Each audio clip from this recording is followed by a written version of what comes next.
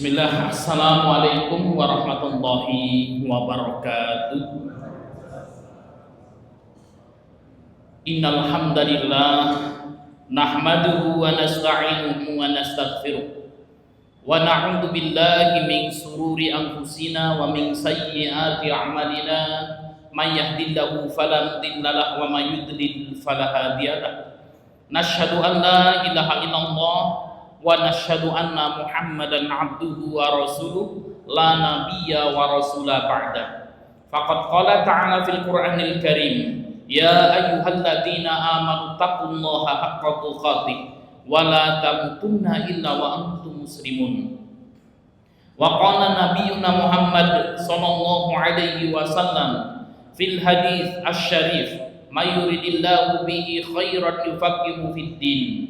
Wa man salaka tariqan yaltamisu fihi ilman sahalallahu bihi tariqan ilal jannah. Bapak Ibu jamaah Masjid Ad-Du'a yang dimuliakan Allah Subhanahu wa taala, puji syukur senantiasa kita haturkan atas kehadirat Allah yang telah memberikan kepada kita banyak sekali nikmat dan hidayahnya, baik itu nikmat iman, Islam, dan juga nikmat kesehatan, sehingga pada kesempatan malam hari ini kita bisa hadir di majelis ini. Salawat dan salam semoga senantiasa tercurahkan kepada junjungan Nabi besar kita Muhammad sallallahu alaihi wasallam beserta keluarganya, para sahabatnya, para tabi'in, tabi'ut tabi'in, dan seluruh pengikutnya yang senantiasa mengikuti jejak dan risalah beliau sampai yaumul qiyamah. Untuk mendapatkan pahala dan keberkahan dari Allah, mari kita buka majelis kita dengan membaca basmalah. Bismillahirrahmanirrahim. Bapak Ibu yang dimuliakan Allah Subhanahu wa taala, kita masih melanjutkan kajian kita yaitu kitab Arba'una Haditsan fi Fadlil Qur'anil Mubin, yang hadis yang 40 keutamaan Al-Qur'an yang ditulis oleh Syekh Mala Ali Qori Al-Harawi Al-Hanafi Al-Makki. Bapak Ibu yang dimuliakan Allah Subhanahu wa taala, tema kita pada hadis yang akan kita bahas adalah keutamaan ahlul Quran dan keutamaan bersahabat dengan orang yang soleh. Saya akan bacakan hadisnya terlebih dahulu, Bapak Ibu yang dimuliakan Allah. Ini hadis diriwayatkan oleh Imam Abu Daud dan merupakan hadis yang sahih. An Anas radhiyallahu anhuma. Hadis ini diriwayatkan dari Anas radhiyallahu anhu qala, beliau berkata, qala Rasulullah sallallahu alaihi wasallam, Rasul sallallahu alaihi wasallam bersabda, masalul mu'min alladzi yaqra'ul qur'ana, perumpamaan seorang muslim yang membaca Al-Qur'an, kata Nabi, masalul utrujah, seperti buah utrujah, rihuha thayyibun wa ta'muha thayyibun. Buah utrujah ini memiliki bau yang sangat wangi, memiliki bau yang sangat sedap, wa ta'muha thayyibun, dan rasanya juga amat manis, Bapak Ibu.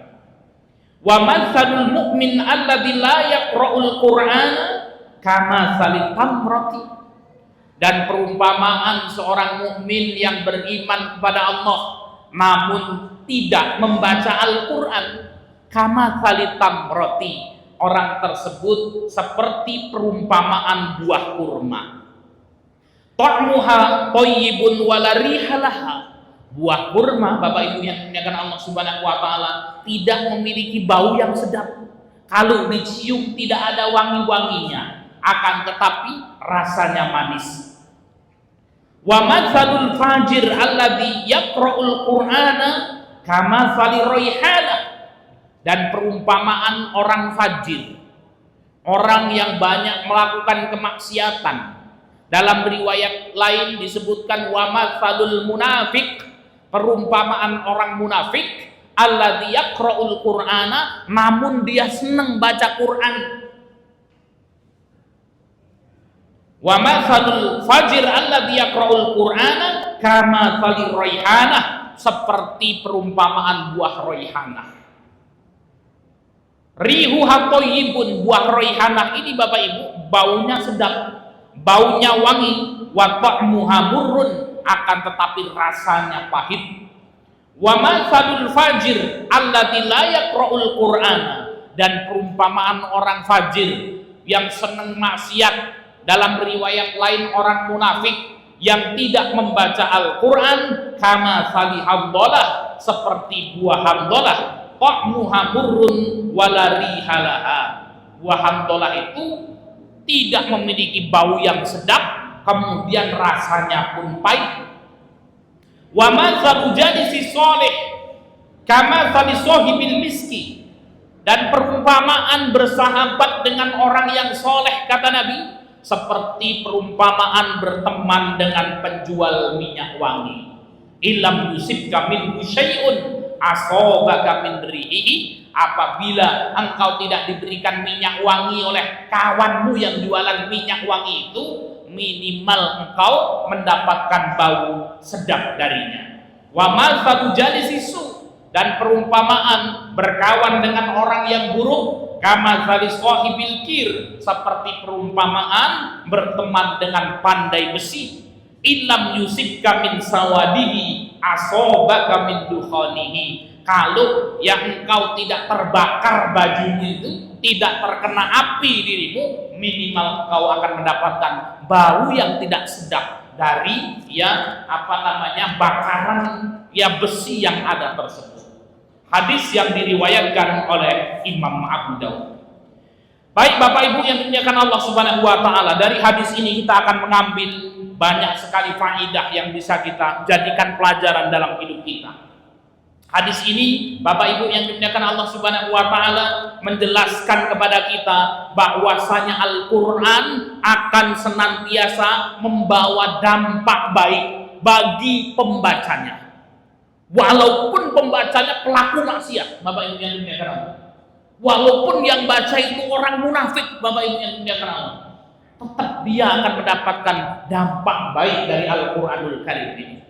Maka dampak baiknya ini ada yang kemudian hanya di dunia saja, ada yang sampai akhirat. Tentunya kalau dia munafik, tidak beriman kepada Allah Subhanahu wa taala, maka dia akan mendapatkan dampak baik di dunia saja. Di akhirat dia tidak akan mendapatkannya. Apalagi seorang yang beriman kepada Allah, kalau dia membaca Al-Quran, akan memperoleh kebaikan baik di dunia maupun di akhiratnya.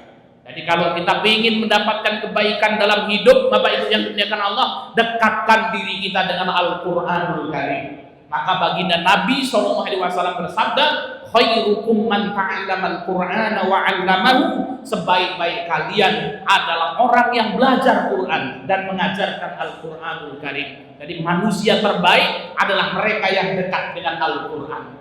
Kalau kita ingin diri kita menjadi baik, maka kita harus dekat dengan Al-Qur'an. Kalau kita ingin anak kita baik, maka dekatkan anak-anak kita dengan Al-Qur'anul Karim. Kalau kita ingin keluarga kita baik, maka dekatkan keluarga kita dengan Al-Qur'anul Karim. Kenapa? Segala sesuatu yang berkaitan dengan Quran, Bapak Ibu yang dimuliakan Allah Subhanahu wa taala, akan menjadi baik, bukan hanya baik, namun menjadi terbaik. Kita bisa melihat bagaimana Al-Qur'anul Karim diturunkan oleh Allah Subhanahu wa taala kepada malaikat Jibril alaihissalam.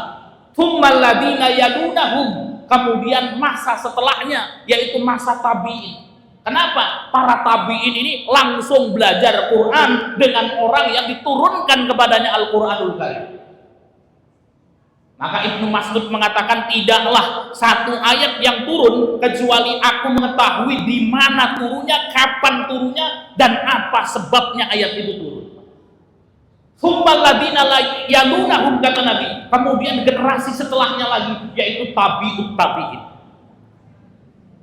Al-Qur'anul Karim diturunkan oleh Allah Subhanahu wa taala di Mekah dan Madinah. Maka Mekah dan Madinah itu yang menjadi dua kota terbaik di muka bumi ini, yang kita sebut dengan Al-Haramaini, dua kota haram, dua kota suci. Quran turun di dua kota ini. Al-Quranul Karim, Bapak Ibu yang dimuliakan Allah Subhanahu wa taala, turun di bulan Ramadan. Maka bulan Ramadan itu menjadi sayyidus syuhur, bulan yang paling mulia, Bapak Ibu yang dimuliakan Allah. Al-Qur'anul, ya, jadi apa? Ya turunnya Al-Qur'an yang melalui malaikat Jibril alaihi salam.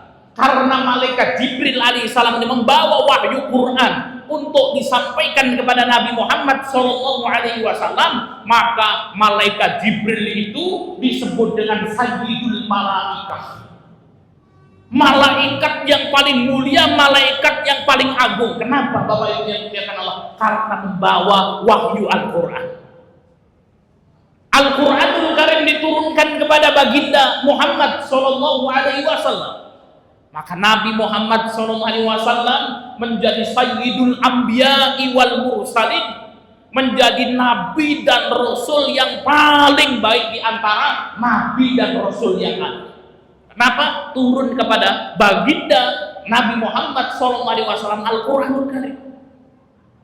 Al-Quranul Karim diturunkan ya di masa sahabat. Ya, jadi ketika Al-Quran turun kepada Nabi Muhammad SAW, di situ ada para sahabat. Maka Nabi SAW mengatakan, khairul quruni qarni. Sebaik-baik kurun, sebaik-baik masa itu adalah masa di generasiku. Kenapa? Karena di masa Nabi SAW turun Al-Quranul Karim. Al-Quranul Karim, Bapak Ibu yang dimuliakan Allah Subhanahu wa Ta'ala, turun di bulan Ramadan. Maka bulan Ramadan itu menjadi sayyidus syuhur, bulan yang paling mulia, Bapak Ibu yang dimuliakan Allah. Al-Quranul Karim diturunkan pada malam Lailatul Qadar. Maka malam Lailatul Qadar itu menjadi apa? Sayyidul layali, malam yang paling baik, malam yang paling utama di antara malam-malam yang ada. Jadi segala sesuatu yang berkaitan dengan Al-Quran, Bapak Ibu, itu menjadi mulia, bahkan menjadi paling mulia. Jadi kalau kita ingin menjadi baik, Bapak Ibu yang dimuliakan Allah, keluarga kita ingin menjadi baik, Ustadz, istri saya ingin menjadi baik, suami saya agar baik Pak Ustadz, anak-anak agar menjadi baik Pak Ustadz, keluarga menjadi baik Pak Ustadz. Jadilah ahlul Quran, jadilah keluarga Al-Quran. Walaupun kita tidak hafal Quran, Pak, belajar ikut di majelis-majelis taklim, belajar tajwid tahsin, belajar ngaji Al-Quran, tahfidz bapak-bapak, tahfidz emak-emak, anaknya ya diarahkan ke lembaga pendidikan Al-Quran. Mumpung masih kecil, Pak. Ya. Selesai tamat SMA, silahkan. SMP, SMA harus belajar agama kuat-kuat, harus belajar agama sungguh-sungguh. Ilmu yang hukumnya fardu ain harus selesai. Kamu harus bisa sholat dengan benar, kamu harus bisa wudhu dengan benar, kamu harus bisa mandi janabat dengan benar. Kalau bapak ibunya meninggal dunia, bisa mengurus jenazah bapak ibunya. Ini fardu ain, ilmu yang hukumnya fardu ain harus beres di SMP dan SMA. Bila perlu hafal Quran, kamu nak 30 juz bersanad kepada Nabi SAW. Ya, ketika kau lulus dari SMA itu, silahkan kamu mau kuliah kemana saja. Mau ngambil jurusan ekonomi, silahkan. Jadi ahli ekonomi yang hafal Quran 30 juz, tahu agama. Kalau besok jadi pejabat, dia tidak akan korupsi, Pak. Takut, tahu Allah Subhanahu wa Ta'ala, tahu neraka, Pak. Di dalam dirinya ada Al-Quranul Karim. Pengen mengambil jurusan kedokteran, silahkan jadi dokter yang hafal Quran, memiliki keimanan yang kuat. Pengen jadi polisi, tentara, silakan.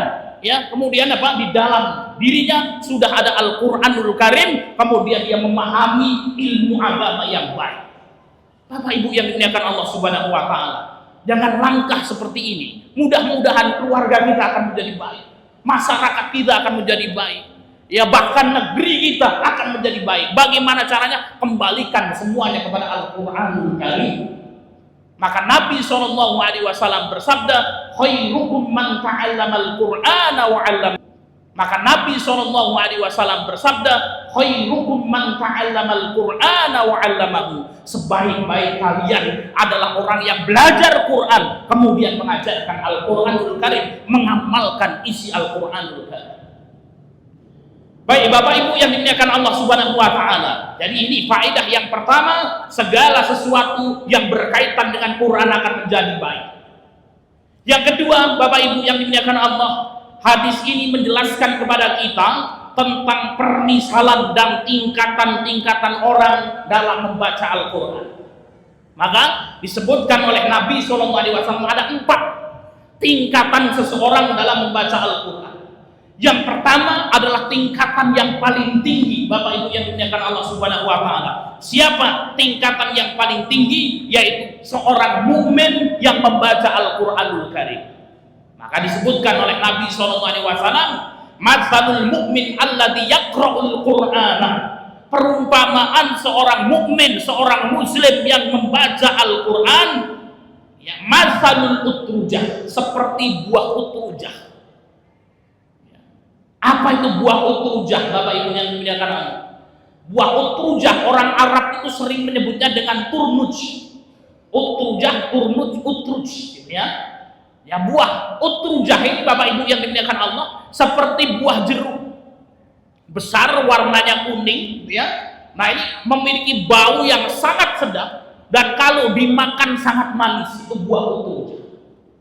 Ya, kalau kita sulit membayangkan buah utrujah itu, yang kita cari sajalah buah-buahan yang kemudian baunya wangi, dimakan manis. Apa itu, Mas Riri? Buah yang baunya sedap dimakan manis itu, Pak.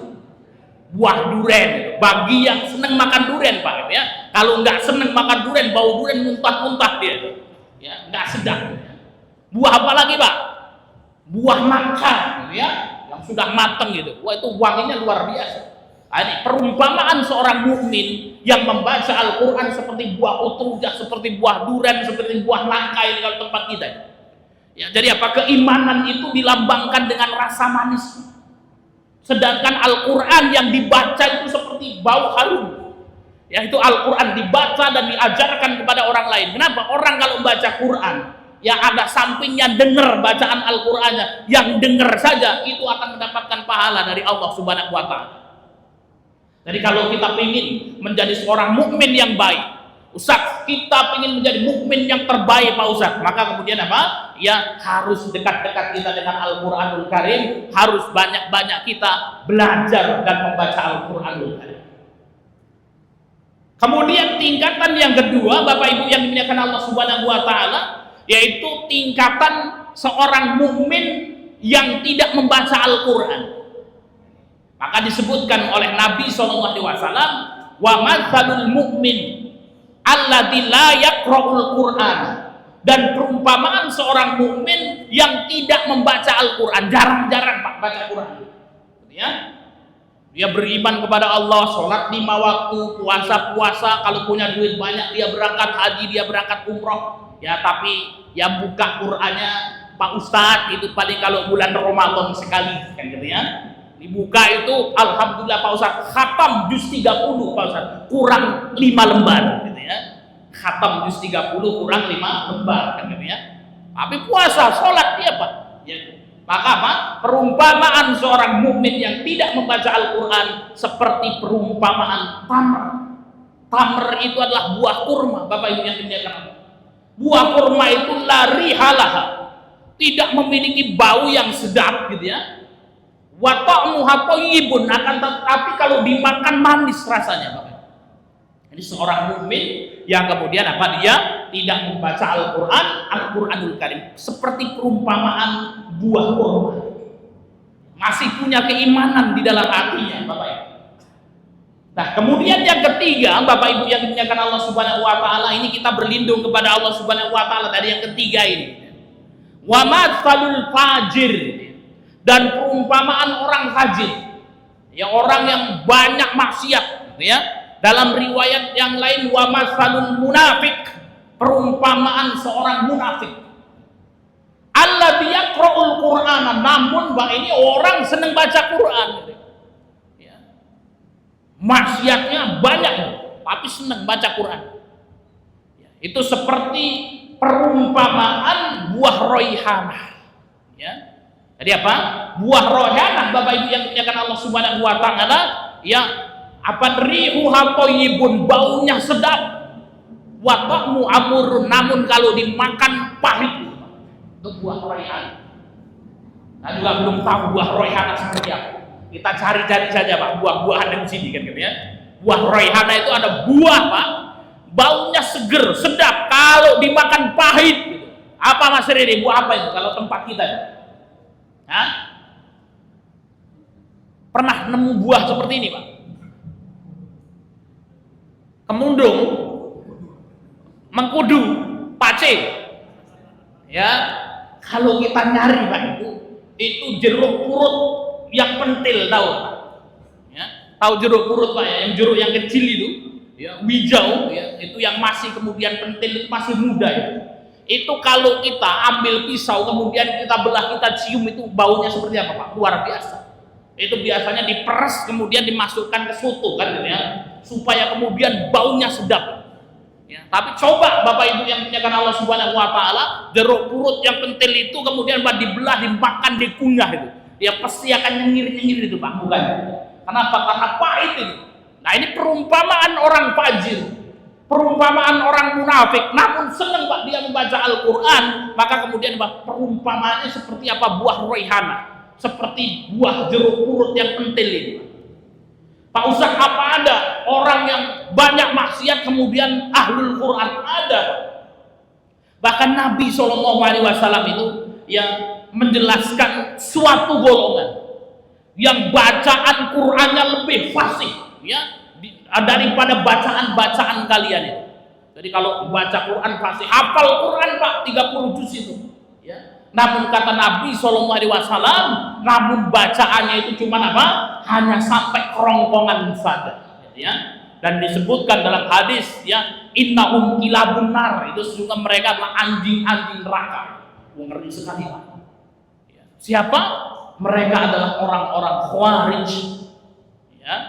Maka kita berlindung kepada Allah Subhanahu wa taala ya dari ya apa namanya ya pemikiran-pemikiran yang dapat menyesatkan akidah kita, dan kita senantiasa berlindung dan meminta kepada Allah Subhanahu wa taala agar akidah kita senantiasa Allah tunjukkan di atas akidah ahlu sunnah wal jamaah. Ini Bapak Ibu yang dimuliakan Allah Subhanahu wa taala. Bahkan non muslim yang hafal Quran itu juga ada. Dulu pernah kita dapat ceritanya ketika Pak Habibie itu sekolah di Jerman. Ketika kemudian beliau sekolah kuliah di Jerman, itu ada 2 orang Yahudi yang perikat satu terus. Ketika kuliah itu perikat satu terus. Sehingga kemudian Pak Habibie ini heran, itu yang dilakukan apa? Padahal kemudian apa? Sama-sama belajar, sama-sama kuliah, satu bangku, dosennya sama kan gitu ya.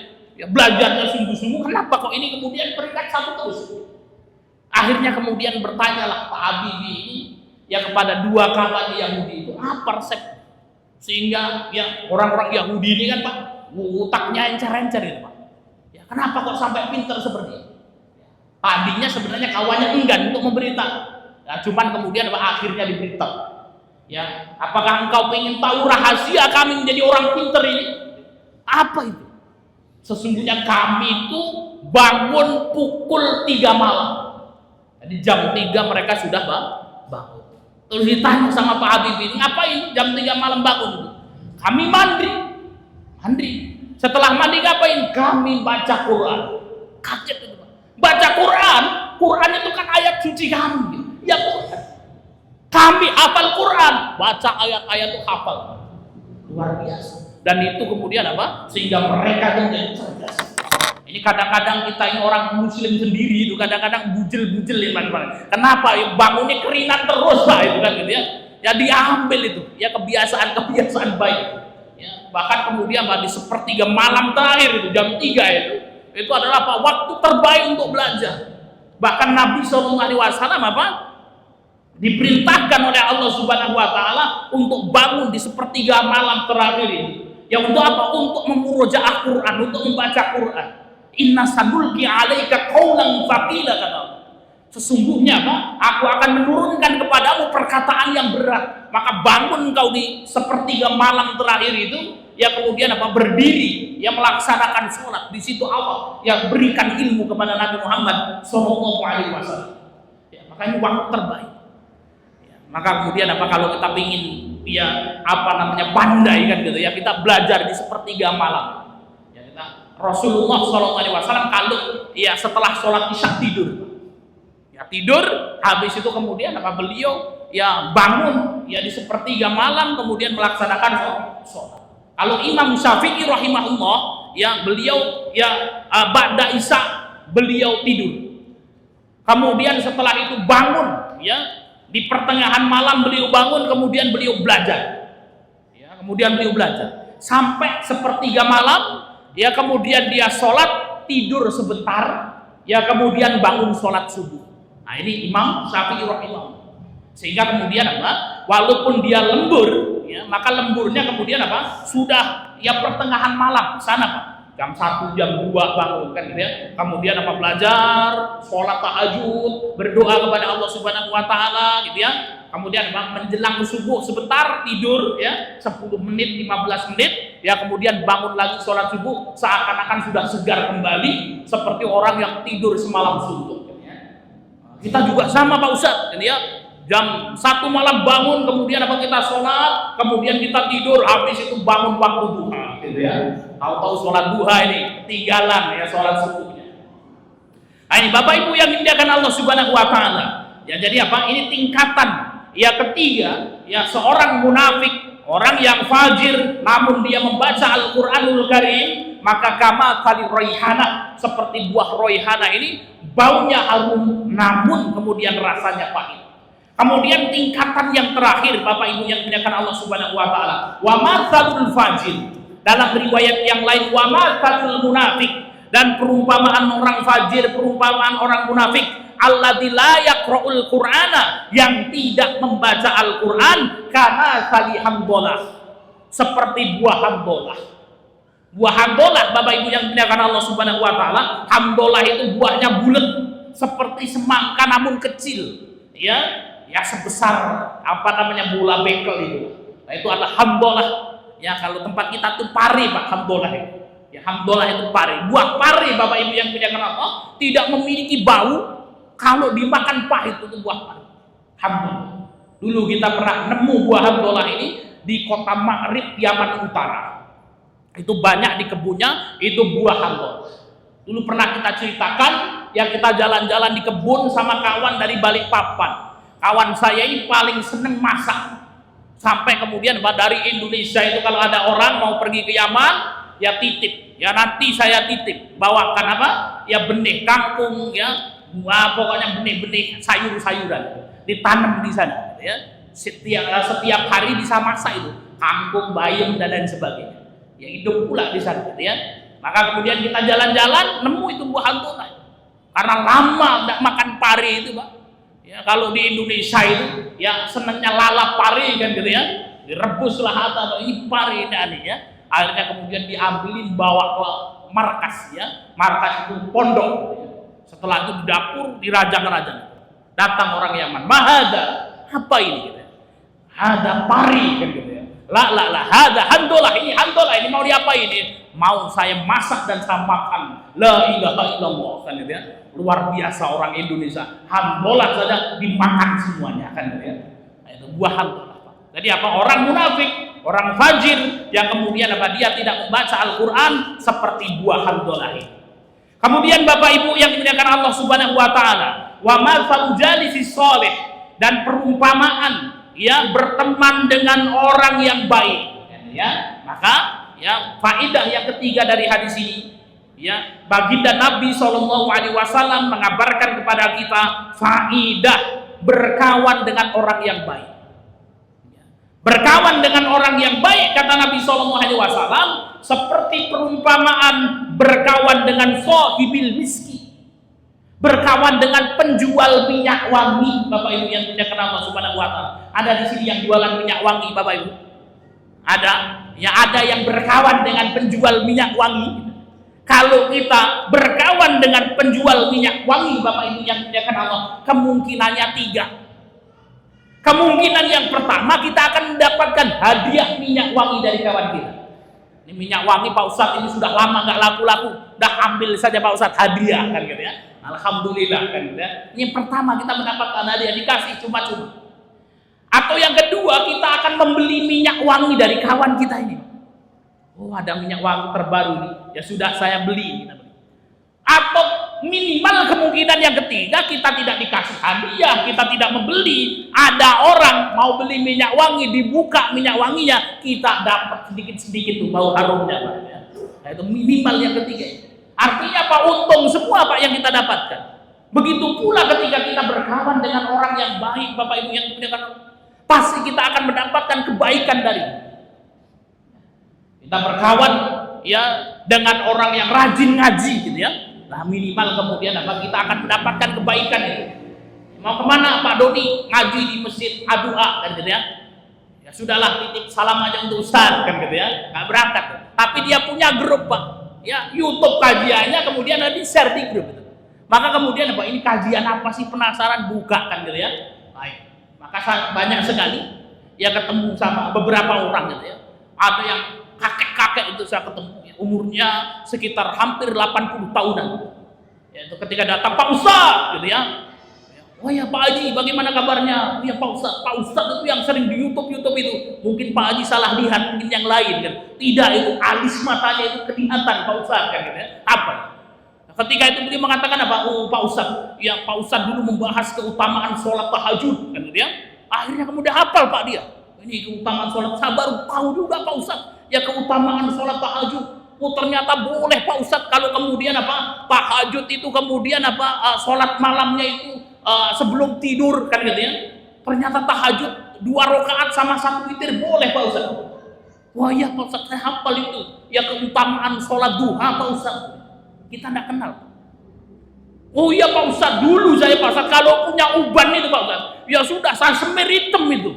Wah dapat itu, ya kajian, ya Mas Rere yang noting itu kan gitu ya. Ya keajaiban uban gitu. Ternyata besok akan menjadi lampu yang menjadi gemerlap pada hari kiamat itu. Mulai sekarang Pak Ustaz itu sudah uban semakin banyak, alhamdulillah Pak Ustaz. Itu luar biasa Pak. Ya kalau kemudian kita berkawan dengan orang yang baik, ya maka kemudian kita akan mendapatkan kebaikan-kebaikan dan ya ini di dunia, apalagi nanti di akhirat ya, kita akan mendapatkan syafaat dari orang-orang baik. Maka disebutkan di dalam riwayat kelak pada hari kiamat, orang yang beriman Allah Subhanahu wa taala minta untuk turun terjun ke dalam api neraka. Apakah kebakar ini ahlu surga? Apa kata Allah Subhanahu wa taala? Lihatlah siapa di antara penduduk-penduduk neraka ini yang engkau kenal kemudian memiliki keimanan walaupun seberat biji sawi, ya maka mintakan syafaat ya, sehingga kemudian kawan kita, oh ya Allah, ini dulu kawan saya ya Allah, pernah ketemu di masjid A2A ya Allah, kalau ngaji paling ujung paling belakang tidur ya Allah kan ya, tapi kemudian saya kenal ya Allah ini. Ya Allah, berikan syafaat kepada fulan. Akhirnya Pak ini orang dari neraka kemudian apa? Ya karena dikenal oleh kawannya mendapatkan syafaat masuk ke dalam surga. Luar biasa Bapak Ibu yang dimuliakan Allah Subhanahu wa taala. Maka Imam Syafi'i rahimahullah mengatakan uhibbus sholihin wa lastu minhum. Sungguh aku cinta berkumpul dengan orang-orang soleh itu wa lastu minhum, padahal aku bukan orang soleh. Imam Syafi'i masih ngomong kalau dia bukan orang soleh, Pak. Maka orang soleh itu tidak akan mengatakan dirinya soleh walaupun dia betul-betul soleh dan namanya soleh. Itu orang baik, orang soleh. Sehingga kemudian apa? Kenapa kok Imam Syafi'i senang berkawan dengan orang-orang soleh itu?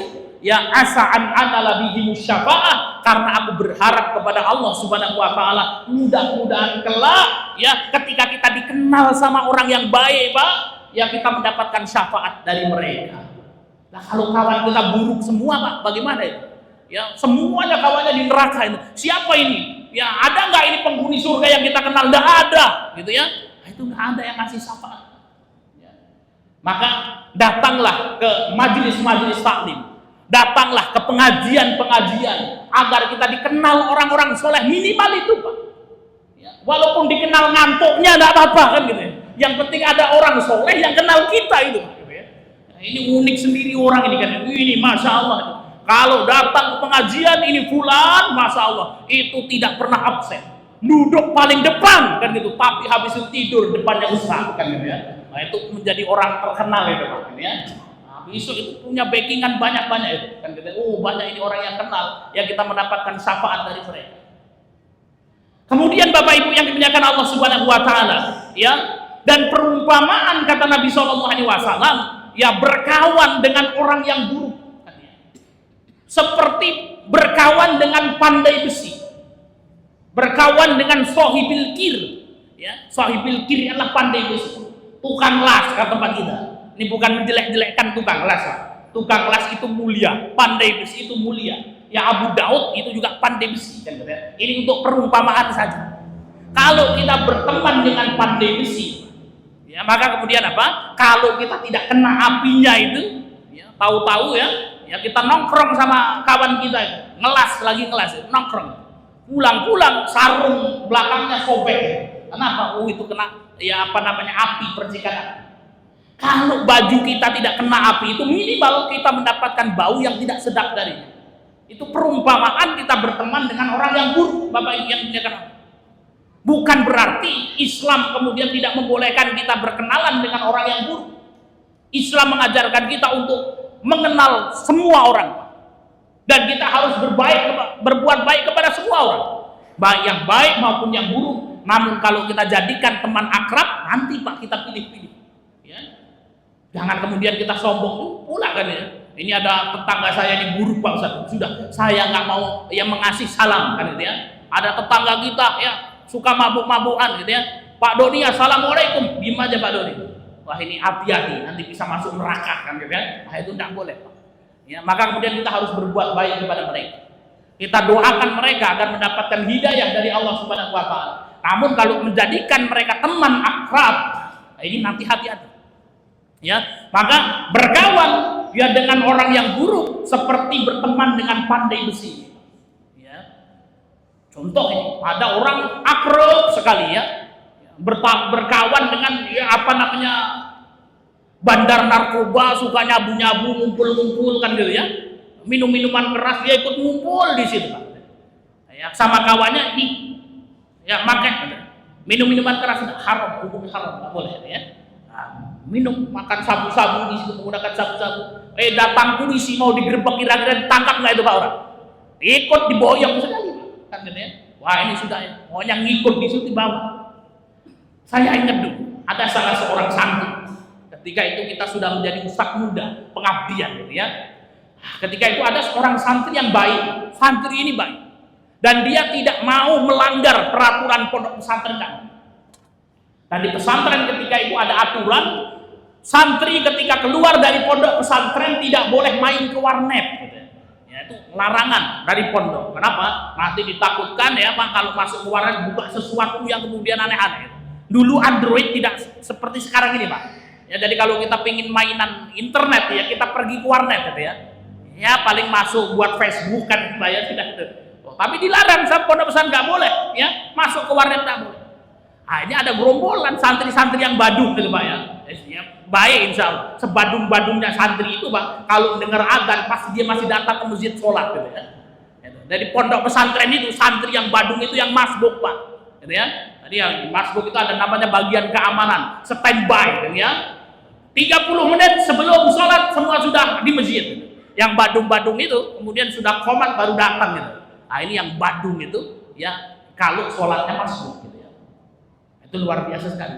Sampai ada peraturan itu ya ini ada gerombolan nih anak-anak yang luar biasa. Ada yang baik ngikut satu. Akhirnya mereka pergi ke warnet.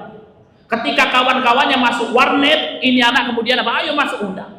Ini melanggar peraturan pesantren, nanti bisa durhaka sama ustadznya ya. Akhirnya kemudian dia nunggu Pak, di luar warnet itu, dia tidak masuk sampai kawan-kawannya selesai. Sudah selesai, ayo kita pulang balik ke pondok. Besok lagi datang seperti ayo main, enggak. Ini melanggar peraturan. Besok lagi datang, ya dia tidak mau masuk Pak. Akhirnya ada ustadznya pakai motor. Ada santri kita ngapain di depan warnet itu kan gitu ya. Akhirnya kemudian datang sama ustadz ya, antum ngapain di sini? Ya Pak Ustadz mampir nungguin kawan-kawan. Mana kawan-kawan itu masuk di dalam warnet kan? Lagi ngapain? Main Pak Ustadz. Kamu tidak masuk. Oh ini melanggar peraturan Pak Ustadz. Sudah berapa kali? Ya berkali-kali Pak Ustadz, setiap liburan masuk sini. Akhirnya dipanggil semuanya, dia juga dihukum kan gitu ya. Kenapa? Sudah berkali-kali kawannya masuk paret, kenapa tidak melaporkan ke Ustadz kan gitu ya. Padahal baik Pak. Ya, akhirnya kemudian kena buruknya, kena hukumannya. Baik Bapak Ibu yang dimuliakan Allah Subhanahu wa taala, yang sudah masuk waktu Isya Bapak Ibu yang dimuliakan Allah Subhanahu wa taala, maka inti dari hadis yang kita bahas ini Bapak Ibu yang dimuliakan Allah Subhanahu wa taala, yang pertama, hadis ini menjelaskan kepada kita keutamaan ahlul Quran. Kalau kita ingin baik, diri kita ingin baik, keluarga kita ingin baik, dekatkan dengan Al-Qur'anul Karim. Jadilah kita keluarga yang cinta dengan Al-Qur'anul Karim. Ya, kemudian Bapak Ibu yang dimuliakan Allah Subhanahu wa taala, ada tingkatan-tingkatan orang ya ketika membaca Al-Qur'an, dan tingkatan yang paling utama adalah seorang mukmin yang membaca Quran, seorang mukmin yang cinta Al-Qur'an. Maka ketika ada majelis-majelis, Pak Ustadz, ada halaqah tajwid tahsin, ikut saja Pak gitu ya. Walaupun kemudian salah terus itu enggak apa-apa kan gitu ya. Enggak lulus ya sudah apa-apa Pak ya.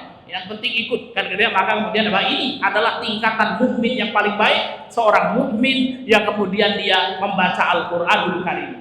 Kemudian Nabi SAW yang ketiga yang menjelaskan kepada kita tentang perumpamaan berkawan dengan orang yang baik seperti berkawan dengan penjual minyak wangi. Carilah kawan-kawan yang baik, sahabat-sahabat yang baik, sehingga kita mendapatkan kebaikan dari mereka. Dan yang paling penting, ketika kita dikenal oleh orang baik Bapak Ibu, orang baik kenal dengan kita, besok ternyata kita tidak masuk surga atau belum masuk surga, ada orang baik yang kenal kita mendapatkan syafaat dari mereka. Tapi kita berdoa mudah-mudahan kita masuk surga semuanya, kita yang memberikan syafaat Pak gitu ya, sama orang yang masuk neraka. Jangan kita ya siapa Ustaznya, kita yang dikasih syafaat. Nah, berarti nyicip neraka dulu Bang. Ada yang pingin kan ya, supaya ceritanya panjang Pak Ustaz, lebih indah menceritakan kan ya. Nah, itu ya mengerikan Bapak Ibu ya. Maka kemudian apa? Kita yang berkawan dengan orang baik agar kita mendapatkan syafaat dari mereka. Dan hati-hati dengan orang yang buruk. Kita boleh berbuat baik kepada mereka, mengenal mereka, mendoakan mereka, namun jangan menjadikan mereka sebagai teman akrab kita. Demikian yang bisa kita sampaikan. Mudah-mudahan bermanfaat. Kita tutup majelis kita dengan lafaz hamdalah dan doa kafaratul majlis. Alhamdulillahirabbil alamin, subhanakallahumma wa bihamdika asyhadu an la ilaha illa anta, astaghfiruka wa atubu ilaik. Wal akhir, wassalamu alaikum warahmatullahi wabarakatuh.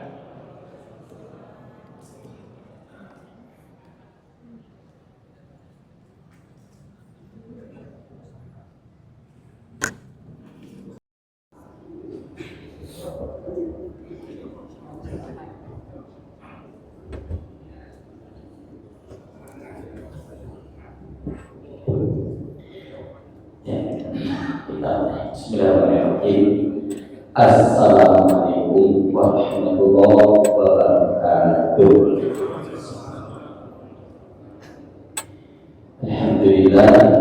Alhamdulillahilladzi bi ni'matihi tatimmus shalihat. Walhamdulillahirabbil alamin. Wa bihi nasta'inu ala umuri dunya waddin. Wassalatu wassalamu ala asyrafil anbiya'i wal mursalin habibina Muhammadin wa ala alihi wa ashabihi wa man tabi'ahum bi ihsanin ila yaumiddin. Usikum wa iyaya nafsi bi taqwallah azza wa jalla, faqad fazal muttaqun wal mu'minun. Hifdzallahu ta'ala, ya ayyuhalladzina amanu taqullaha haqqa tuqatih wa la tamutunna illa wa antum muslimun. Faqala ya ayyuhalladzina amanu taqullaha wa qulu qawlan sadida yuslih lakum a'malakum wa yaghfir lakum dhunubakum wa may yuti'illah wa rasulahu faqad faza fawzan 'azima. Faqala Rasul sallallahu alaihi wasallam, ittaqillaha haitsu ma kunta wa atbi sayyi'ata lasataruha wa khaliqin nas bi khuluqin hasanin. Faqala talabul ilmi fardhatun ala kulli muslimin. Masa muslimin Bapak Ibu hadirin jamaah majelis ilmu, Masjid Ad-Du'a rahimani wa rahimakumullah. Alhamdulillah, tidak bosan-bosannya kita untuk selalu memuji dan bersyukur kepada Allah atas segala limpahan nikmat, taufik serta hidayahnya, sehingga dari kesempatan malam hari ini Allah mudahkan untuk kita hadir di tempat yang mulia ini. Tidak ada lain tujuan kita kecuali untuk bersama-sama kita mengupayakan mengumpulkan pundi-pundi amal kebaikan. Baru saja kita melaksanakan apa yang menjadi kewajiban kita, yaitu sholat maghrib secara berjamaah, dan alhamdulillah kita diberikan kemudahan dan kesempatan oleh Allah untuk melanjutkan dengan amal kebaikan juga, yaitu thalabul ilmi asy-syar'i, menuntut ilmu syar'i. Bersama-sama kita untuk mengkaji ayat-ayat Allah, hadis-hadis Nabi, dan pelajaran-pelajaran yang telah disampaikan dari kalangan para ulama kepada kita untuk menjadi petunjuk tentunya bagi kita dan nasihat-nasihat kebaikan agar mendatangkan atau mengantarkan kita untuk bisa menjadi hamba-hamba yang istiqomah. Mudah-mudahan dengan selalu kita mengisi waktu-waktu kita dengan kebaikan, maka Allah akan selalu bimbing kita, istiqomahkan kita sampai di akhir kehidupan kita. Salawat dan salam semoga tercurah atas Nabi kita Muhammad sallallahu alaihi wasallam, pada keluarga beliau, para sahabatnya, tabi'in, dan orang senantiasa komitmen dalam jalankan sunnah beliau sampai datangnya hari kiamat kelak. Allahumma sahla ila ma ja'altahu sahla wa anta taj'alul hazna idza syi'ta sahla. Allahumma anfa'na bima 'allamtana wa 'allimna ma yanfa'una. Allahumma zidna ilma. Allahumma faqihna fid din wa 'allimna at-ta'wil. Kaum muslimin dan muslimat, barakallahu kembali di majelis yang mulia ini kita untuk melanjutkan seri Sirah As-Sahabah, sejarah kehidupan dari kalangan para sahabat Nabi. Dan alhamdulillah terkait tentang Al-Khulafa Ar-Rasyidin, 4 sahabat Nabi yang mulia, telah kita selesaikan dan kita masuk di 10 sahabat yang dijamin masuk surga. 1 sahabat telah kita kaji, yaitu Az-Zubair bin Awam. Kalau nggak salah di 2 kali pertemuan kita menyelesaikan tentang perjalanan kehidupan sahabat Az-Zubair bin Awam. Kali ini kita akan masuk di sahabat yang kedua dari 10 sahabat yang dijamin masuk surga, yaitu Thalhah bin Ubaidillah, sang pemilik keutamaan yang menakjubkan. Masyaallah muslimin, Bapak Ibu rahimahullah, tentunya dalam bingkaian besar bahwa mereka ini termasuk daripada 10 yang dijamin masuk surga. Jadi kita tidak perlu untuk mengkhawatirkan, tidak perlu kita untuk ragu tentang perjalanan kehidupan mereka yang memiliki perjalanan yang sangat indah, yang tentunya dalam pengabdian mereka kepada Rabb-nya, kepada Allah Subhanahu wa taala, yang ternyata pun kalau kita melihat perjalanan mereka dalam pengabdian mereka kepada Allah sesuai dengan apa yang kita dapati dalam pelajaran-pelajaran dari Al-Quran maupun Sunnah Rasulnya. Jadi sehingganya mereka adalah sahabat yang sangat luar biasa, yang hidup mereka telah mereka curahkan, mereka berikan dan mereka korbankan untuk Allah Subhanahu wa taala atau untuk Islam. Nah, masalah muslimin rahimahullah, kita awali tentunya ketika di sini kita di majelis pertama untuk berbicara tentang sahabat Rasul yang mulia Thalhah bin Ubaidillah, maka akan kita awali dari nama dan silsilah daripada sahabat Thalhah bin Ubaidillah. Thalhah bin Ubaidillah bin Uthman bin Amr bin Ka'ab bin Sa'ad bin Taim bin Murad bin Ka'ab bin Lu'ay bin Ghalib bin Fihr bin Malik. Ini silsilah daripada sahabat Thalhah bin Ubaidillah. Ya, nanti kalau kita akan melihat bahwa beliau tersambung juga ya nasabnya dengan Rasulullah ya, yaitu dari Murrah ya bin Ka'ab ya, itu dengan Rasulullah ya, di kakek atasnya yang tersambung dengan nasab Rasulullah yaitu pada Murrah bin Ka'ab, dan begitu juga tersambungnya dengan sahabat Abu Bakar As-Siddiq yaitu di Taim bin Murrah ya, Taim bin Murrah ya bin Ka'ab dan seterusnya, hanya seperti itu. Nah ini sehingganya Thalhah bin Ubaidillah ya tersambung secara nasab kekeluargaan juga dengan Rasulullah sang Nabi yang mulia, begitu juga adalah sahabat Rasul yang mulia yaitu sahabat Abu Bakar As-Siddiq radhiyallahu taala anhu ya.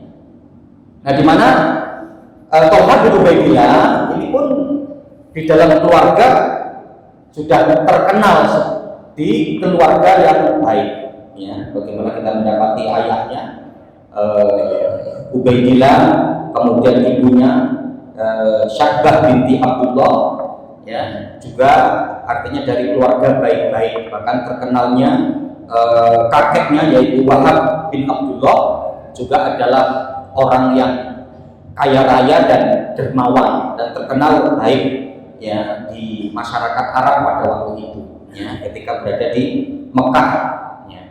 Yang sehingganya dari sisi silsilah keluarga pun Thalhah bin Ubaidillah adalah dari keluarga terpandang, dari keluarga baik-baik ya, yang sehingga dalam proses perjalanannya, remajanya ya, kemudian masa perjalanan kehidupannya menemani Rasulullah, kemudian ikut andil dalam dakwah Islam dalam peperangan-peperangan pun ya, banyaknya keutamaan-keutamaan yang dimiliki oleh sahabat Thalhah bin Ubaidillah. Kunyahnya ya, gelar atau nama panggilan Thalhah bin Ubaidillah sering juga dipanggil dengan Abu Muhammad ya, karena dia ada anaknya yang bernama Muhammad bin Thalhah bin Ubaidillah ya. Ini jadi adanya anak yang pertama ya, yang bernama Muhammad, maka beliau sering dipanggil juga dengan kunyah yaitu ya Abu Muhammad. Kemudian ada pun laqab julukan ya, banyak ya, dan julukan-julukan kebaikan ya. Dan ini pun apa yang dituturkan oleh Rasulullah, julukan ini untuk sahabat Thalhah bin Ubaidillah yaitu al-khair ya, orang yang selalu dalam kebaikan ya.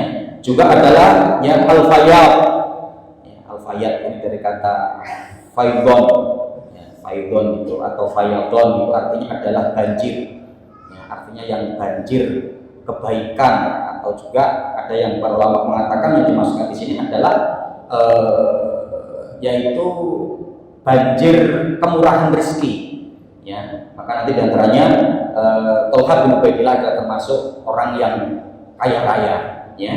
Kemudian adanya laqab beliau juga adalah al-jud ya, al-jud itu yang berarti adalah dermawan ya. Jadi beliau adalah orang yang sangat dermawan. Kelahiran Thalhah bin Ubaidillah dilahirkan di Mekah 15 tahun sebelum kenabian ya, sebelum kenabian. Sehingga nanti kalau termasuk di awal kenabian Rasul dan beliau termasuk as-sabiqun al-awwalun, berarti ya di usia 16, 17, 18 pada waktu itu yang kemudian beliau masuk Islam, hanya begitu ya. Jadi di usia remaja.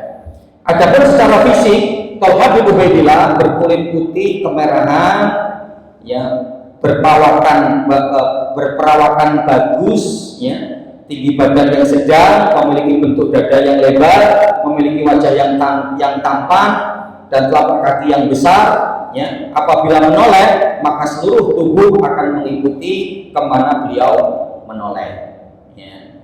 Ini terkait tentang secara fisik daripada sahabat Thalhah bin Ubaidillah ya.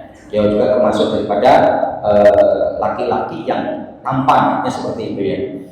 sebab keislaman, ya, sebab keislaman dari Thalhah bin Ubaidillah. Ya, jadi sebetulnya kalau kita akan melihat kepada sebab keislaman dari sahabat Thalhah bin Ubaidillah itu sederhana.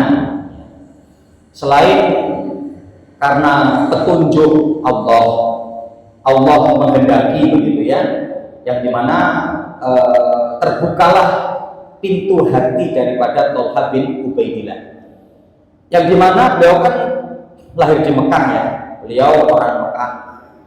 Sejarah menyebutkan bahwa ketika beliau ini banyak melancong atau berkeliling menguasai wilayah Mekah, yang berikutnya kemudian beliau merasa Mekah itu sempit gitu ya, Mekah itu sempit.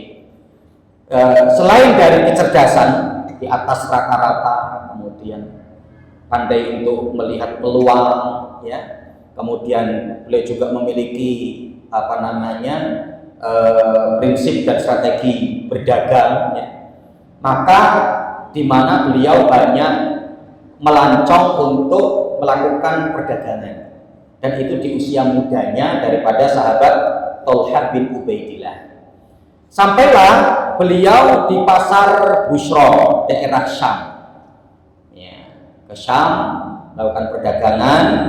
Ya, ketika beliau membuka dagangannya, gitu ya, kemudian adanya seorang pendeta yang memberikan informasi iklan di pasar itu, ya, yang menanyakan bahwa apakah dari kalian ini adanya dari kota haram, artinya Mekah, bahwa tahun ini adalah tahun atau bulan akan keluarnya seorang nabi terakhir yang bernama Ahmad atau Muhammad, gitu ya. Dalam kisahnya Thalhah bin Ubaidillah kemudian mengatakan, qadarullah, pada waktu itu aku dekat dengan pendeta itu, gitu.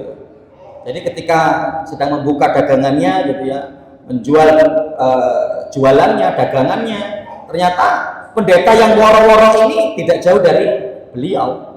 Kemudian dia mengatakan, ya, apakah memang itu dari kota kami, gitu kan, dari haram, ya. Nah, maka apa? Ketika itu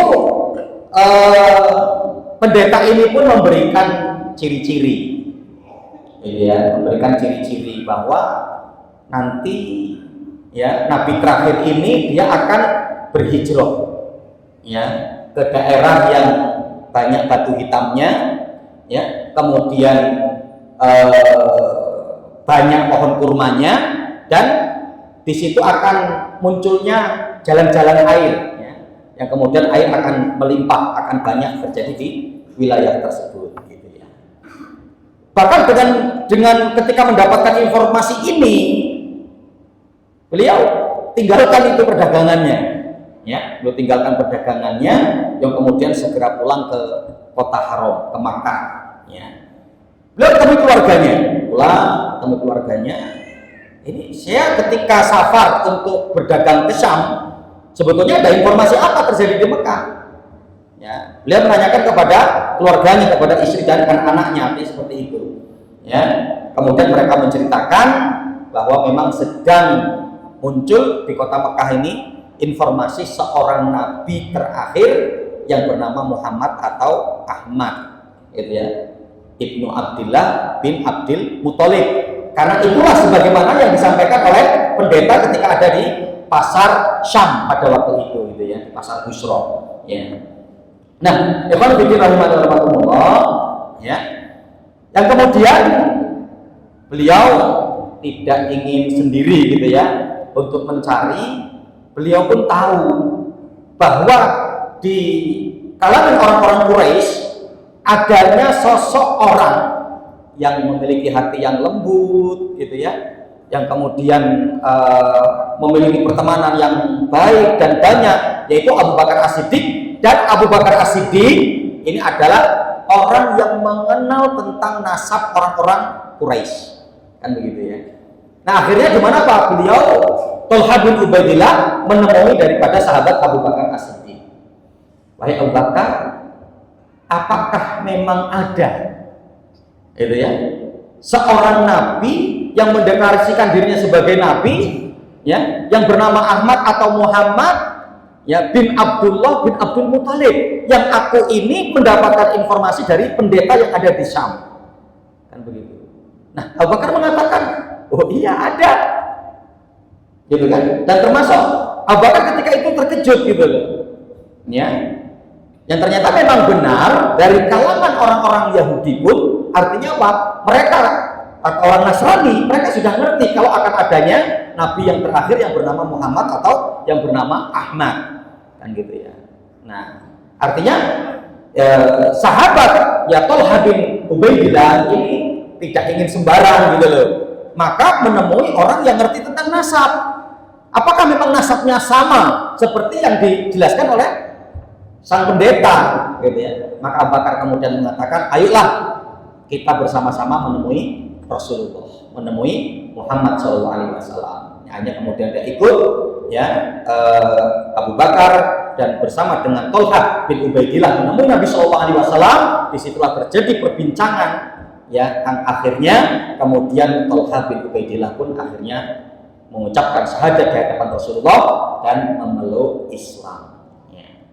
Karena nanti diantaranya Thalhah bin Ubaidillah ini keislamannya melalui daripada sahabat Abu Bakar As-Siddiq.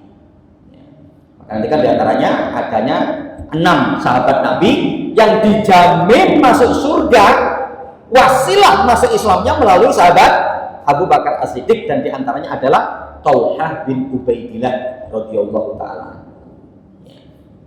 Nah ini ikhwan fillah ya terkait keislaman, ya, sebab keislaman daripada Thalhah bin Ubaidillah radhiyallahu taala anhu. Kemudian berikutnya adalah keutamaan Thalhah bin Ubaidillah, ya, keutamaan yang sangat menakjubkan, gitu ya, apa yang dimiliki oleh Thalhah bin Ubaidillah, yang artinya itu semua selain apa yang sudah ditakdirkan oleh Allah, ditetapkan oleh Allah, tapi adanya kesungguhan yang besar juga yang dilakukan oleh Thalhah bin Ubaidillah. Apalagi beliau termasuk as-sabiqunal awwalun, orang-orang yang pertama masuk Islam. Yang pada waktu itu apa? Tentunya fitnah, cobaan, ujian itu cukup begitu besar. Bahkan beliau juga mendapati itu di sukunya, kemudian bahkan orang tuanya, ibunya tidak menghendaki akan keislaman daripada Thalhah bin Ubaidillah. Tapi ternyata dengan kegigihannya, maka kemudian mempertahankan daripada keislaman, justru semakin kuatnya keimanan daripada Thalhah bin Ubaidillah. Ya, minimal ada 7 hal yang menjadi keutamaan daripada sahabat Thalhah bin Ubaidillah. Yang pertama, tetangga Rasul di surga. Masya Allah. Thalhah bin Ubaidillah nanti di surga akan menjadi tetangga Rasul Shallallahu Alaihi Wasallam. Nah ini keutamaan yang sangat luar biasa. Ya, kita mendapati hadis dari Imam Tirmidzi, riwayat Imam Hakim, dan hadis ini disahihkan oleh Imam Al Hakim. Ya, dari sahabat Ali bin Abi Thalib, beliau mendengar bahwa Rasulullah SAW bersabda, Thalhah wa Zubair jari fil jannah. Rasulullah SAW mengatakan bahwa sesungguhnya Thalhah bin Ubaidillah dan Zubair, mereka berdua adalah tetanggaku di dalam surga. Ya, maka nanti sahabat Ali bin Abi Thalib pun mengatakan bahwa mereka nanti di surga bertetangga dengan Rasul Shallallahu Alaihi Wasallam, begitu juga bertetangga dengan Az-Zubair bin Awam, maka makamnya pun untuk dampingkan makam daripada Thalhah bin Ubaidillah dan Az-Zubair bin Awam. Ya. Nah ini Allah, ya, jadi Rasul dengan jelas menyebutkan bahwa ya Thalhah wa Zubair jari fil jannah. Sesungguhnya Thalhah bin Ubaidillah dan Az-Zubair bin Awam, mereka berdua adalah tetanggaku di dalam surga. Ya. Nah ini jadi kalau nanti apa yang disampaikan oleh Imam Ibnu Taimiyah dalam kitab beliau ya al-aqidah al-wasithiyah terkait dengan asy-syahadah, persaksian ya. Jadi persaksian itu kan ada dua, persaksian muayyanah dan persaksian amah. Persaksian muayyanah itu disaksikan oleh Rasulullah menjadi penduduk surga secara takyin, yang langsung individu gitu ya. Nah, jadi jelas bahwa berarti Thalhah ya itu akan menjadi ahlul jannah, akan menjadi tetangga Rasulullah ya. Adanya juga yang bentuknya adalah am ya, itu bentuknya umum ya, wasari'u ila magfiratin min rabbikum wa jannatin arduha samawati wal ardu iddat lil muttaqin. Nah, ini kan umum ya. Jadi bersegeralah kalian kepada ampunan Allah, yang Allah memiliki surga yang luasannya seluas langit dan bumi, yang disiapkan surga itu untuk siapa? Orang yang bertakwa. Uiddat lil muttaqin gitu ya. Nah, gimana Pak untuk kondisi kita hari ini kan nggak ada kesempatan ya untuk mendapatkan asyahadah at-ta'yin ya, persaksian yang sifatnya apa? Ta'yin individu. Karena Rasul sudah tidak ada, Rasul telah wafat, Rasul tidak hidup bersama kita. Nah, tapi bagaimana Pak kita bisa meraih untuk menjadi ahlul jannah dengan bentuk tadi asyahadah al-amam, persaksian secara umum. Bagaimana ketika kita bisa mengupayakan untuk menjadi orang yang bertakwa, maka adanya apa? Kesempatan bagi kita untuk masuk ke dalam surganya Allah, bahkan untuk berdampingan dengan Rasulullah, menjadi tetangga Rasulullah, sebagaimana Thalhah bin Ubaidillah, sebagaimana Az-Zubair bin Awam radhiyallahu taala anhuma. Nah, maka coba Mas Muslim rahimahullah, kita ya sedikit untuk sambil mengkaji dan menggali amalan apa yang bisa kita lakukan secara keumuman akan membawakan kita menjadi pribadi yang bertakwa kepada Allah, dan dengan amalan itu ya syariat memberikan informasi kepada kita akan menjadi tetangganya Rasulullah ya, akan menjadi tetangganya Rasulullah ya. Nah, jadi nanti adanya hadis ya yang ini disebutkan oleh Imam Al-Bukhari dalam kitabnya Al-Adab Al-Mufrad. Makanya kadang luar biasa ya, banyaknya keutamaan informasi tentang pengkabaran surga yang ditujukan oleh syariat ayat Al-Quran maupun hadis kepada para wanita.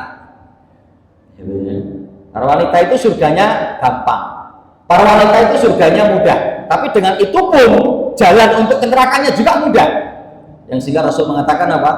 Ya, ketika aku diperlihatkan neraka, ya waraitu ya aktsara ahliha an-nisa, ketika diperlihatkan olehku neraka, aku mendapati di dalamnya penduduknya kebanyakan dari kalangan para wanita ya, yang padahal kesempatan untuk masuk surganya bagi wanita itu terbuka lebar di dalam syariat. Termasuk diantaranya apa? Imam Al-Bukhari tadi dalam kitabnya Al-Adab Al-Mufrad, ketika Rasul masuk surga, siapakah yang pertama kemudian menyusul Rasul masuk ke dalam surga?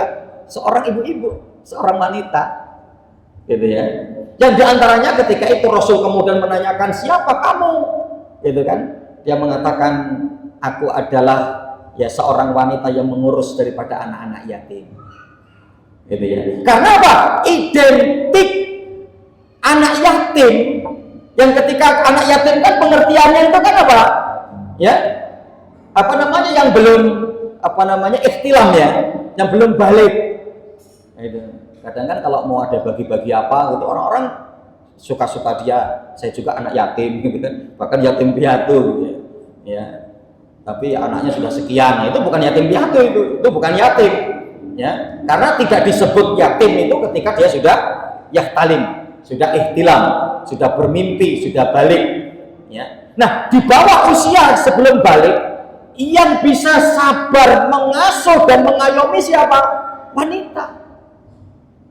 Ya, karena wanita itu kan fitrahnya itu apa? Lebih bisa untuk menyayangi ya. Yang karenanya apa? Pada wanita itu yang ini tidak didapati oleh kaum laki-laki, di dalam perut mereka adanya rahim, tempat kasih sayang. Ya, makanya apa? Mayoritas yang untuk apa namanya mendidik di sekolah TK, PAUD mungkin gitu ya. Nah, itu siapa? Wanita. Karena kalau sampai gurunya itu laki-laki, ya, pada memar mungkin anak kita disekolahkan di situ gitu ya. Ya, laki-laki kesabarannya kurang, kelembutannya kurang, gak ada rahim pada diri mereka, tapi wanita. Dan ternyata apa? Yang akan menyusul Rasul ke dalam surga nanti adalah seorang wanita, karena seorang wanita yang lebih mampu dan lebih bisa untuk mengurus anak-anak kecil, dan itulah anak-anak yatim itu ya. Nah, kalau kita akan melihat minimal ada 5 amalan yang bisa kita lakukan, dan itu ya akan ya memiliki pengaruh dampak yang dikabarkan dalam syariat kepada kita, dapat mengantarkan kita untuk menjadi teman Rasulullah, bersanding di surga nanti bersama dengan Rasulullah. Yang pertama, memperbanyak sujud. Ya, memperbanyak sujud. Ya, yang dimaksudkan di sini apa? Apakah kemudian seorang duduk menghadap kiblat, kemudian sujud, duduk lagi, duduk, sujud, memperbanyak sujud seperti itu? Bukan. Tapi yang dimaksudkan adalah memperbanyak sholat. Ya, bisa sholat rawatib, menjaga sholat rawatib, sholat malam, bisa menjaga sholat duha, bisa menjaga sholat ba'dal wudhu, dan banyak hal. Ya. Dan sebaik-baik ibadah, kata Rasulullah kan apa? Sholat. Jadi sebaik-baik ibadah yang ada, dari rangkaian ibadah yang begitu ada sedekah, ada haji, ada umrah, kan begitu ya, ada puasa, ada sholat. Ibadah teragung dari ibadah yang ada itu adalah ibadah sholat. Kita mendapati hadis Nabi Shallallahu Alaihi Wasallam di dalam Imam Tirmidzi, yaitu Imam An-Nasa'i, ketika adanya seorang sahabat Rabi'ah bin Ka'ab al-Aslami yang ketika itu ya mendapatkan keistimewaan dari Rasulullah untuk meminta sesuatu dari Rasulullah. Ya, wahai Rabi'ah bin Ka'ab al-Aslami, kalau kamu minta dariku monggo, minta apa gitu ya. Ya, kemudian ya Rasulullah, aku ingin menjadi temanmu di dalam surga. Yang lain ada nggak permintaan lain lagi selain itu? Nggak ada ya Rasulullah, cuma itu. Gitu ya. Jadi kalau Rasulullah, para sahabat itu punya kesempatan ya untuk diberikan sesuatu permintaan yang mereka boleh untuk meminta kepada Rasulullah, yang mereka minta bukan perkara dunia. Ya, kalau kita itu nggak tahu gitu ya, yang ditanya kita gitu ya. Wah, saya ingin punya rumah seperti ini, saya ingin punya mobil seperti ini, saya ingin usaha yang maju seperti ini gitu ya. Tapi sahabat Rabi'ah bin Ka'ab al-Aslami tidak gitu ya. Hanya satu permintaannya kepada Rasulullah, inni murafiqatuka fil jannah. Aku ingin menjadi rafiqmu, temanmu di dalam surga. Ya. Kemudian apa kata Rasulullah? Ya, a'inni ala nafsika bikasrati sujud. Rasul kemudian mengatakan kepada Rabi'ah bin Ka'ab al-Aslami, tolong bantu aku untuk merealisasikan daripada keinginanmu, hendaklah engkau membantuku agar kamu betul-betul nanti akan menjadi temanku di dalam surga dengan memperbanyak sujud. Ya, ini ala nafsika bikasrati sujud, memperbanyak sujud. Ya, ini adanya peluang bagi kita untuk pengabaran menjadi ahlul jannah secara umum. Uiddat lil muttaqin, akan disiapkan oleh Allah untuk orang-orang yang bertakwa. Orang yang bertakwa yang seperti apa? Yang mau memperbanyak sujud, yang mau memaksimalkan daripada ibadah sholat yang telah disyariatkan dan apa yang telah Rasul contohkan kepada kita. Karena kan kadang ada motivasi-motivasi malas kan gitu kan.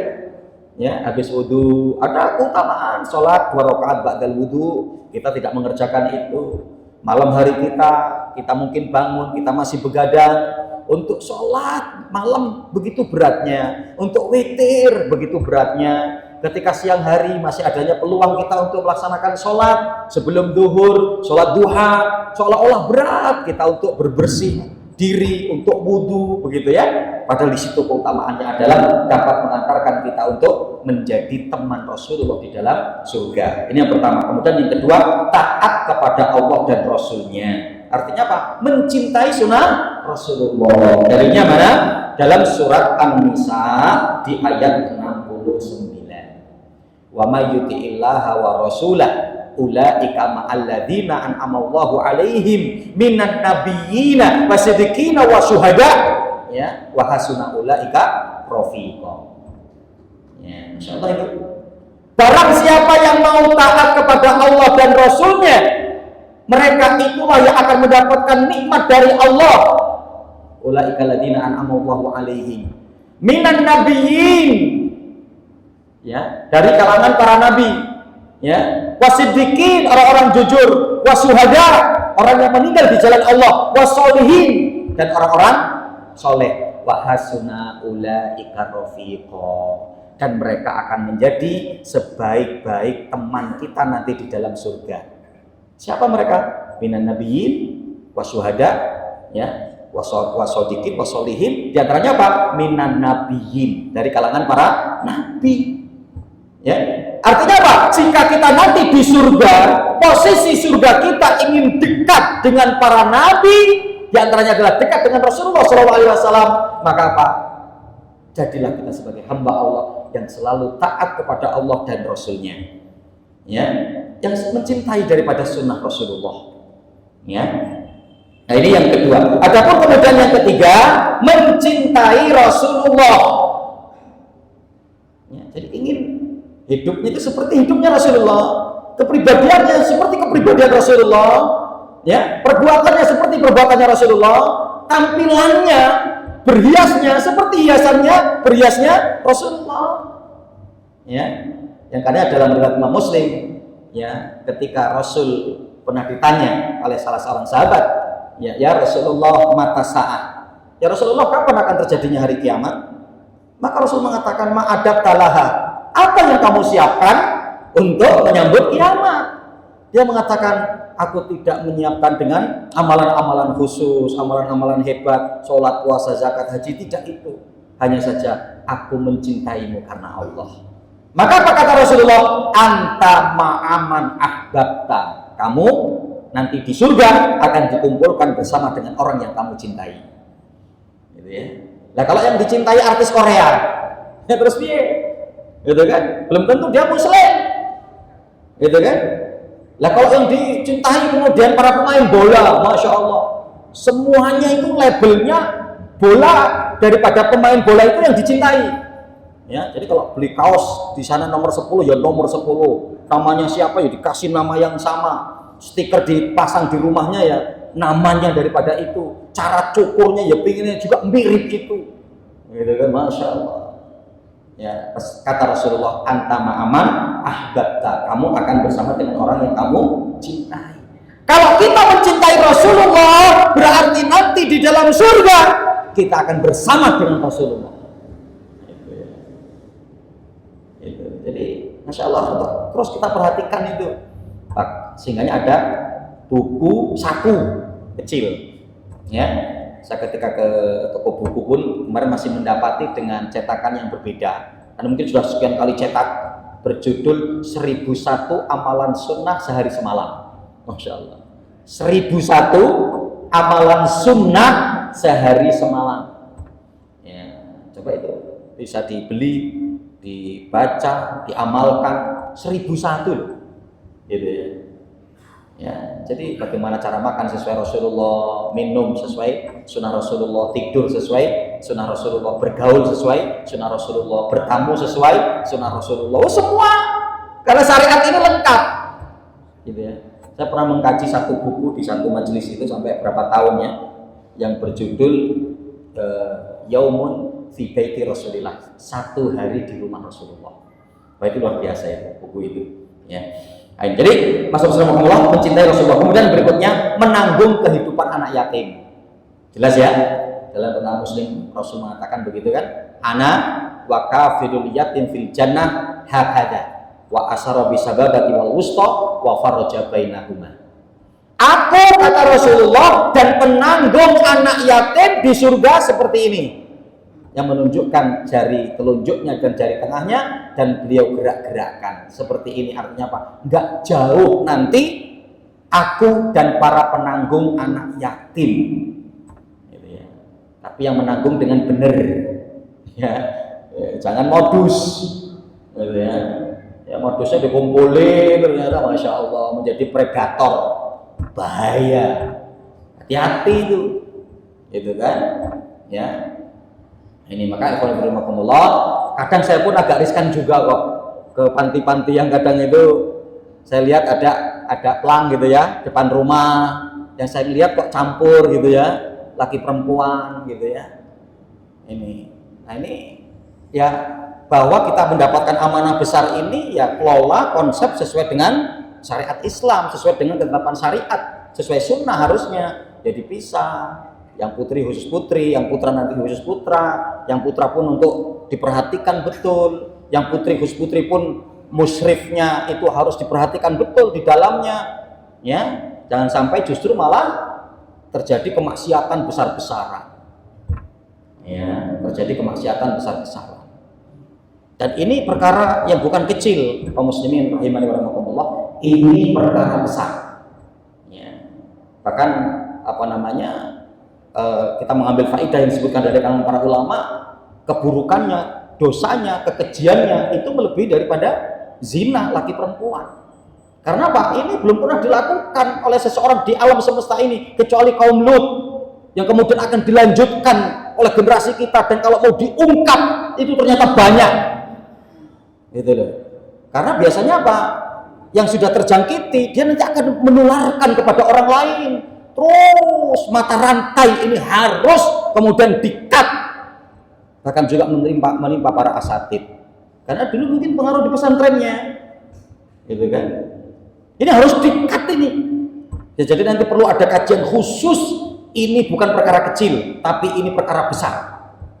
Ya, yang sahabat Ali bin Abi Thalib sampai mengatakan, kalaulah diizinkan kita untuk membakar manusia, maka tidak ada hukuman yang pas untuk para pelaku homoseksual, lesbi, sodom, kecuali untuk dibakar. Tapi karena yang cocok untuk membakar manusia adalah pemilik manusia, yaitu Allah nanti di akhirat. Kalaulah boleh, hukumnya yang pantas itu apa? Dibakar mereka itu. Man wajadtum man fa'ala atau man amila amala qaumin lut faqtulul fa'il wal maf'ul, kata Rasulullah. Hadis sahih. Rasul mengatakan apa? Kalau Anda mendapati ada perilaku yang dilakukan oleh orang terdekatmu, oleh orang di sekitarmu yang melakukan amalan kaum Nabi Lut, maka apa? Bunuhlah mereka berdua. Ya. Pelaku dan imbas yang terkena itu bunuh dua-duanya. Yang terkena sodom, yang menyodom semua.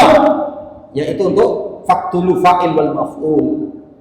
Ya. Nah, maka harus benar, dan keutamaannya luar biasa, akan dekat bersama Rasulullah nanti di surga. Kafirul yatim, ya, yang menanggung kehidupan anak yatim. Kemudian yang terakhir, berakhlak mulia, yang ingin ya untuk kemudian berposisi nanti di surga, dekat berdampingan dengan Rasulullah, yaitu apa? Untuk memiliki akhlak yang mulia. Kan Rasul mengatakan, inna min ahabbikum ilayya wa aqrabikum minni majlisan yaumil qiyamah ahasinakum akhlaqan.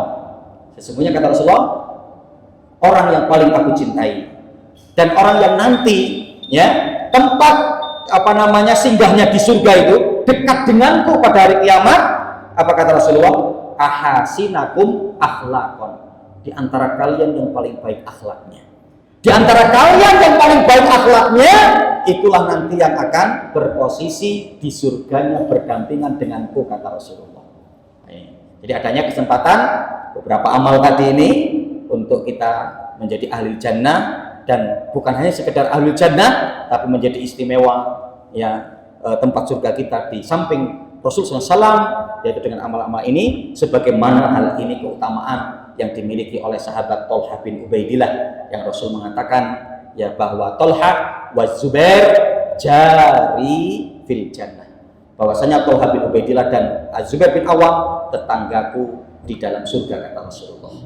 Ini mungkin dapat kita kaji di majelis yang mulia ini, mudah-mudahan memberikan satu kemanfaatan selain kita untuk ya bagaimana bisa mengetahui perjalanan dan keutamaan daripada kalangan para sahabat Nabi, tapi kita juga bisa untuk mencontoh mereka, karena ketika kita mengenal mereka bukan hanya sekedar kita tahu, kita ngerti, tapi bagaimana kita bisa mencontoh ya perbuatan-perbuatan mereka sehingga mereka dalam posisi kemuliaan seperti apa. Nah, bagaimana kita bisa untuk mengupayakan di posisi tersebut juga. Wallahu ta'ala bishawab. Aku qouli hadza astaghfirullahi wa lisa'iril muslimin fi jam'i wal akhir. Subhanallah wa bihamdika asyhadu an la ilaha illa anta astaghfiruka wa atubu ilaik. Maaf kepada Allah.